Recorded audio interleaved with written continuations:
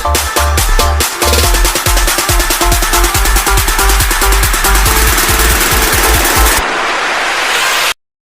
Anda pernah dengar? Kalau Anda sering ikut seminar motivasi atau sedang baca buku ya, Anda pasti pernah dengar tentang buku beliau.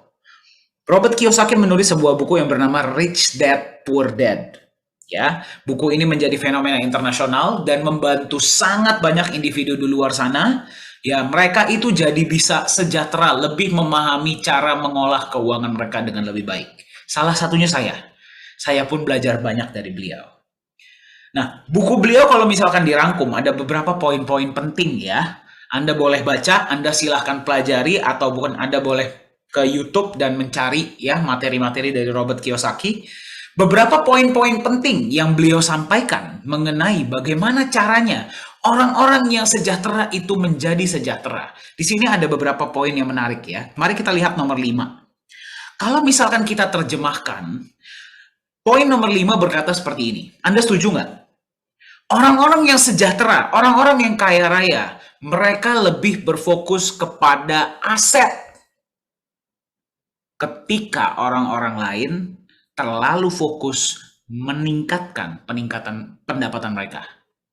Jadi orang kaya, orang sejahtera fokus untuk menimbun aset, orang yang biasa-biasa saja lebih fokus cari income tambahan, cari uang tambahan.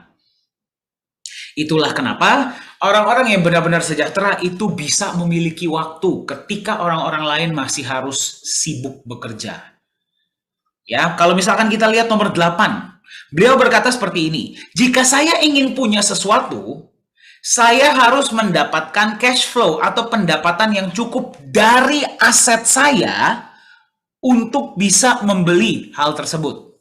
Kembali, mayoritas dari kita, saya pun pernah melakukan kesalahan ini. Kalau misalkan kita suka sesuatu, kita dapat gaji atau kita dapat komisi, ya, income kita langsung kita gunakan untuk membeli sesuatu yang kita inginkan. Orang sejahtera menimbun aset dulu. Aset itu menghasilkan untuk mereka, ya, baru kemudian hasil dari aset tersebutlah yang mereka gunakan untuk beli apa yang mereka inginkan. Ini perbedaan yang sangat besar bagi Anda yang sedang mendengarkan. Ya, perbedaannya adalah Anda harus bekerja atau tidak di kemudian hari. Ya, kalau kita lihat nomor 9, fokuslah untuk menambahkan aset Anda, bukan pendapatan atau income Anda. Ya, jadi kalau misalkan kita lihat dari nomor 5, nomor 8, dan nomor 9 ini, kalau misalkan Anda bisa tarik benang merahnya, Robert Kiyosaki setelah belajar dari sangat banyak orang-orang yang sudah sejahtera di luar sana, mengatakan bahwa satu-satunya cara agar Anda bisa menjadi benar-benar sejahtera di masa depan adalah dengan memiliki aset yang bekerja untuk Anda. Nah, mari sekarang kita lihat ya, perbedaan cara mengolah keuangan ketiga kelompok yang ada di luar sana. Kembali, saya tidak di sini untuk membicarakan siapapun ya. Ini adalah data. Ya, ini adalah data. Jadi kalau kita masih melakukan kesalahan, mari kita belajar untuk memperbaiki ya cara kita mengolah keuangan kita. Ada 3 kelompok. Kelompok pertama adalah kelompok yang serba berkekurangan, kelompok menengah, dan kelompok yang kaya raya. Kelompok yang serba berkekurangan, kita lihat ya, cara mereka mengolah uang mereka seperti ini. Dapat pemasukan, misalkan gaji atau komisi, itu biasanya langsung digunakan untuk pengeluaran, misalkan untuk makan, untuk bayar kos, untuk transport, untuk beli HP. Ya, 3 yang pertama masih oke, karena itu adalah sebuah kebutuhan. Kadang-kadang kita gunakan untuk beli HP yang mahal, kita gunakan untuk jalan-jalan dulu. Ya, yang terjadi adalah mereka tidak punya untuk ditabung. Saya harap ini tidak terjadi dengan Anda. Yang terjadi adalah karena tidak ada tabungan, mereka harus terus bekerja seumur hidup mereka. Ya, saya harap ini tidak terjadi kepada Anda.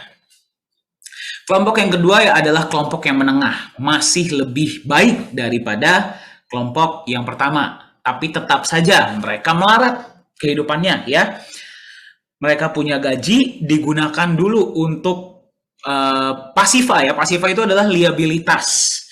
Hutang kartu kredit, jadi beli dulu bayarnya nanti. Ya biasanya seperti itu, beli HP mahal dicicil, beli motor, beli rumah, ujung-ujungnya jadinya pengeluaran.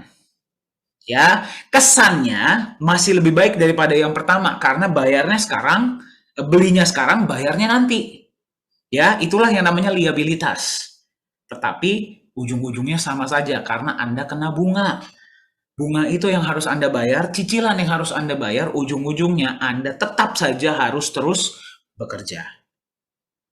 Banyak orang, dan saya tidak hanya membicarakan orang-orang yang di luar sana ya, banyak orang-orang yang saya kenal pun masuk di dalam kelompok yang pertama dan yang kedua. Ya, saya tidak bilang ini buruk, ya, ini adalah pilihan.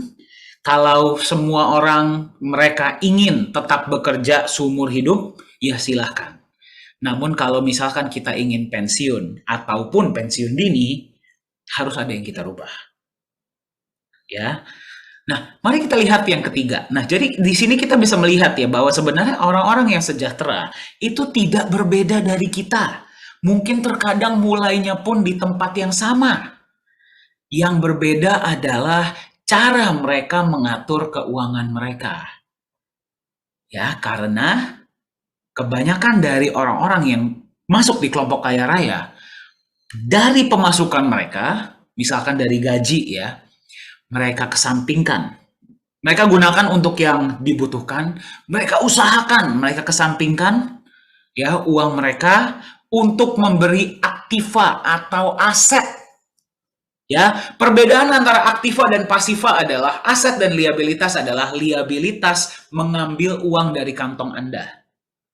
Ya, simpelnya seperti itu. Anda beli sesuatu yang nilainya terus susut, terus turun. Itulah yang namanya liabilitas. Contohnya handphone, contohnya mobil, dan sebagainya, itu adalah pasiva. Ya, karena dia nilainya terus turun, dia mengambil uang dari kantong Anda. Ya, bedanya dengan aset adalah aset sesuatu yang Anda beli. Nilainya terus naik, dan dia menambahkan uang ke kantong Anda. Ya, di masa depan. Itulah definisi aset. Ya, kembali saya ulang. Perbedaan antara aset dan liabilitas adalah liabilitas nilainya turun di jangka panjang, berarti dia mengambil uang dari kantong Anda. Aset memberikan uang dalam kantong Anda karena nilainya terus naik. Nah, disinilah perbedaan mindset yang terjadi. Anda coba perhatikan ya. Bagaimana caranya Anda bisa aplikasikan ini dalam kehidupan Anda? Anda kesampingkan sebagian pemasukan Anda masukkan ke dalam aset, aset nilainya berkembang, memasukkan ke dalam pemasukan Anda berarti bertambah, dari pemasukan tersebut Anda gunakan lagi untuk membeli aset lebih banyak. Aset lebih banyak Anda beli, menambah pemasukan Anda, dan seterusnya. Sampai pada suatu titik di mana pemasukan dari aset Anda sudah sangat besar, ya, dia bisa menutupi kebutuhan Anda setiap bulan, Anda sudah tidak perlu bekerja lagi. Itulah definisi dari pensiun bagi Anda yang sedang mendengarkan, menurut Robert Kiyosaki. Masuk akal tidak yang saya bagikan hari ini? Masuk akal ya? Silakan dikirim di kolom chat ya. Bagaimana Anda bisa mengaplikasikan ini dalam kehidupan Anda? Ya, di sini tertulis ya, contoh aset ada beberapa. Misalkan bisnis, properti, kos-kosan, saham, emas, dan sebagainya. Nah, jadi sekarang dari pemasukan Anda, apakah Anda mau beli liabilitas terlebih dahulu atau Anda mau beli aset yang bisa membuat Anda sejahtera di masa depan? Luar biasa. Kalau misalkan Anda bilang saya mau beli aset, mari kita lihat contoh aset di luar sana ada apa saja. Ya, beberapa contoh yang paling terkenal ya. Yang pertama adalah saham. Anda pasti sudah sering dengar ya, saham. Kemudian ada contoh lain adalah properti, ada lagi bisnis, dan yang lainnya emas dan sebagainya. Ya, sesuatu yang Anda beli nilainya naik, masukkan uang ke dalam kantong Anda bisa gunakan untuk beli aset lagi. Ya, menurut Warren Buffett itulah yang namanya compound interest. Nah, sekarang di mulai dari tahun sekitar 2013-an ya, mulai terkenal sebuah jenis aset baru yang kalau misalkan kita bandingkan dengan saham, properti, dan bisnis ya, modalnya untuk membeli aset ini biasanya secara rata-rata jauh lebih kecil dan bisa memberikan tingkat kenaikan nilai yang sangat besar. Ya, apa itu? Namanya adalah aset digital atau aset kripto. Ya, jadi aset kripto adalah sebuah aset yang ada di dalam internet, di dalam komputer Anda, di dalam HP Anda. Ya, tapi secara basic, secara dasar sama seperti aset Anda beli, dia bisa memberikan manfaat bagi orang lain, nilainya naik dan Anda bisa perjualbelikan. Itulah aset. Nah, aset digital yang paling terkena bagi Anda yang masih belum paham apa itu aset digital, tidak masalah ya. Sampai sini saya hanya ingin katakan apapun yang ingin Anda miliki, yang penting Anda harus punya aset. Ya, yang penting Anda harus punya aset. Dimanapun Anda berada, kesampingkan pemasukan Anda, kesampingkan berapa persen beli aset setiap bulan, kalau bisa setiap hari. Ya,